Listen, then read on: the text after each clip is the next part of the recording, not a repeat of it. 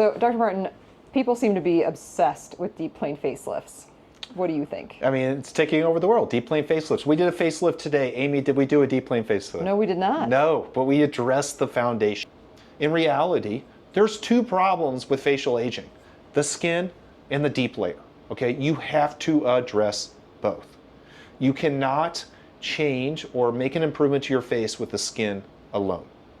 If you do that alone, you will look weird and not good. It will not last.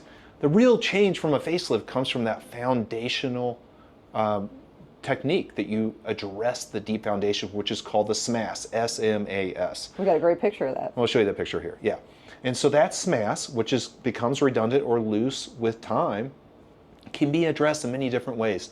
And newsflash, deep plane or SMASectomy or SMAS plication or SMAS flap, all these words that you read on the internet, they've been around since the 90s. Before I trained, Amy, can you believe it? Before I trained. So there is nothing new here, okay? And the data from like our journals, not on people's websites, shows you that whatever you do to that foundation, as long as you do it correctly, it's going to be long lasting. Deep plane facelifts has their place. I've trained on those. I do those in some ways, in some surgeries. But most of the time, you just need to address that foundation the way that the expert you go to says they will address it. As long as they address that foundation, that's the biggest change. So what is the benefit of addressing the foundation? Okay, the benefit is you get most of that rejuvenating effect of tightening the deeper layer as opposed to the skin.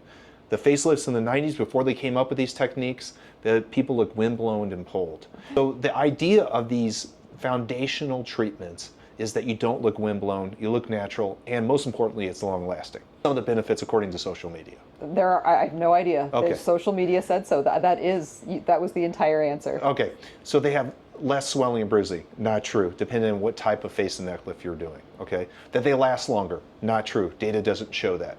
Any type of foundational treatment, as long as it's done correctly, lasts the same amount of time per the data. Actually, with a deep plane facelift, you have a higher incidence of what, Amy? Nerve damage. Nerve injury. See the picture. Right. So nerves, we'll show you this picture here, where the nerves run through the parotid gland. You'll see where the nerves run out. And those nerves are more likely to be encountered with a deep plane facelift.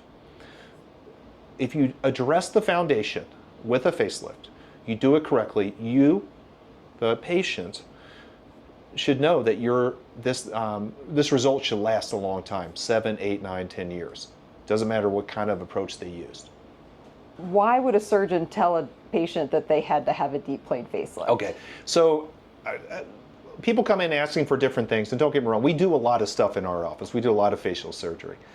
And I was like, where is this deep plane thing coming from?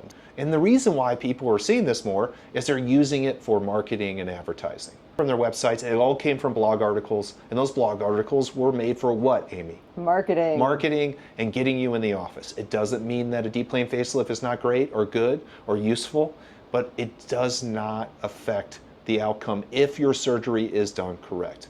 You have to treat the foundation.